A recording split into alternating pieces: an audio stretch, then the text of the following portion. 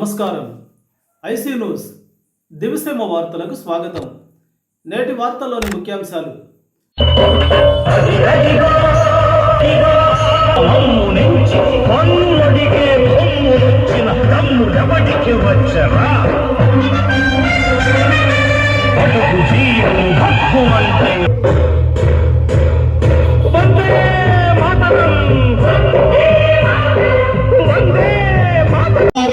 మార్పు కోరుకున్నారు.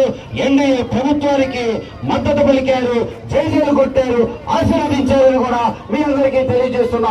ఈ రోజు ఆ ప్రజల నమ్మకాన్ని వమ్ము చేయకుండా ఆ నమ్మకాన్ని నిలబెట్టుకునే బాధ్యత ప్రతి ఎన్డీఏ పౌరులపై, ఎన్డీఏ నాయకులపై ఉందని కూడా నేను తెలియజేస్తున్నా. ఆగస్టు 15 2 రోజుల్లో రాబోతుంది, స్వాతంత్రం రాబోతుంది. ఆ విధంగా స్వాతంత్ర దినోత్సవ వేడుకలు అందరూ జరుపుకోవాలి.